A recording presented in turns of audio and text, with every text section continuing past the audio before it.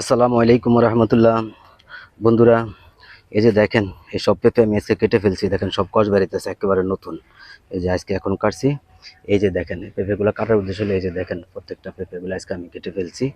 এই পেঁপেগুলো কাটার উদ্দেশ্য হলো, এখানে আসলে অনেক পেঁপে হয়েছে গাছটার ভিতরে। শুরু থেকে আমি একটু ভুল করছি, সেই কারণে আর কি আসলে যে এখানে যেমন আমার এই যে একটা এখানে যে তিনটা পেঁপে ছিল, দেখেন এখন এটা কাইটা রাখছি, একটা হয়েছে।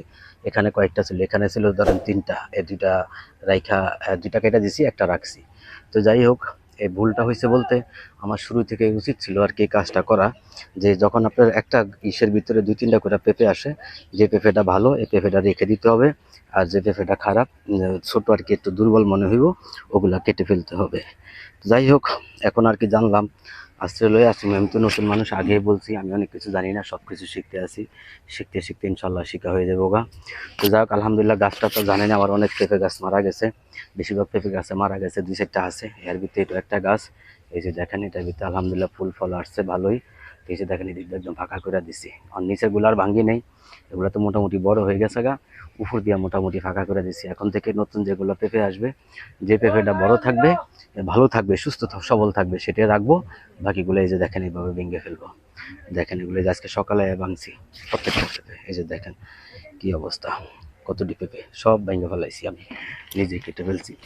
কারণ হলো, এখানে আপনি গাছ লাগাইতে পারবেন, গাছের ভিতরে যত ফল কম মানে ফল ফাঁকা জোকা থাকে আর কি, তাহলে ফলটা বড় হয় এবং সুন্দর হয়। আপনি দেখা গেছে আমার এখানে তিনটা ফল আসছে, তিনটা ফল মিললে আমার হবে ধরেন 1.5 কেজি। আলহামদুলিল্লাহ, যদি এই যে দেখেন একটা ফল যদি ফলের মতো হয় তাহলে 2 কেজি। এই যে দেখেন ফলগুলা মাশাআল্লাহ, এই যে দেখেন নিচেরটা, এগুলো কেমন হয়েছে। যাই হোক, ভুল হয়েছে, ভুল থেকে শিক্ষা নিছি। তো আমার কাছে মনে হয় আর কি, যে পেঁপে যতই হোক, আপনার একটা ডান্ডির ভিতরে যে দুইটা তিনটা করে পেঁপে আসলে, আপনি দেখা গেছে যে পেঁপেটা বড় সুন্দর পুষ্টি আছে, পুষ্ট শুক্ত ভালো দেখা যায়, সে পেঁপেটা রাখতে হবে।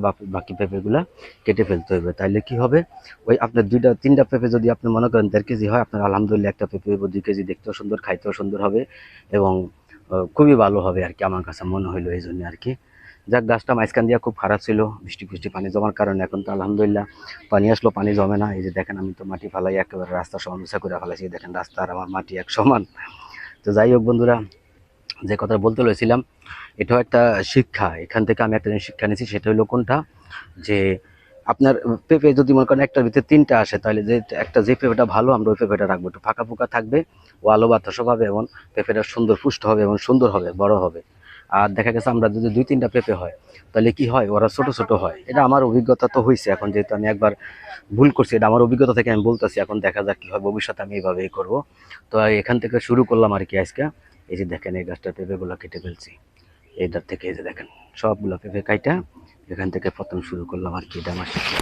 তো যাই হোক, আগে প্রথম প্রথম দেখা গেছে একটা ফল কাটবো, খুব মায়া লাগছে, গাছের দিকে চাইলে কান্দ নাইছে, যে কেন কাটবো, এত সুন্দর করে গাছ লাগাইছি, এই জন্য আর কি আগে কাটি নেই। তো এখন দেখছি সব কিছুতে মায়া করা যায়ও না, কিছু কিছু সময় মায়া মহব্বত কমাই দিতে হবে আর কি। তো এই আর কি, এই জন্য আর কি। এই দেখেন, আলহামদুলিল্লাহ আপনাদেরকে দেখাইলাম গাছটার এই অবস্থা। এখান দিয়েও কাটছি, এই দেখেন এগুলো কাইটা সব ফাঁকা করে দিছি, এই যে। তো ঠিক আছে বন্ধুরা, আজকের মতো রাখি।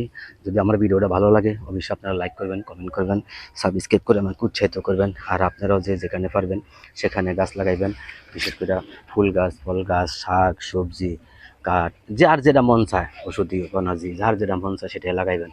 এতে করে আমাদের খাদ্যের চাহিদা মিটবে, পরিবেশের ভারসাম্য রক্ষা করবে, আর জলবায়ু পরিবর্তনে বিশেষ ভূমিকা রাখবে।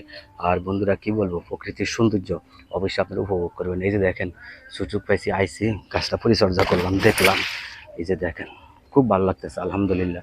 আর কত চাই, এই গাছটা কয় টাকা খরচ আমার, এই গাছটা লাগাইছি ধরেন আমার এই পর্যন্ত নাহলে 50 টাকা খরচ হয়েছে আলহামদুলিল্লাহ, গাছ লাগান থেকে এই পর্যন্ত। সার পানি নেই, আমি আইসি একটু পানি পুনি দিছি, এই পর্যন্ত শেষ।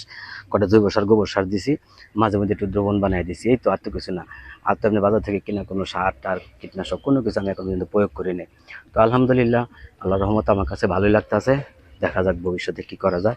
আর এখন থেকে তো চেষ্টা করবো অবশ্যই 100% জৈব চাষ করার জন্য। তো ঠিক আছে বন্ধুরা, আজকের মতো রাখি। আপনারা সবাই ভালো থাকবেন, নিজের খেয়াল রাখবেন। আল্লাহ হাফেজ।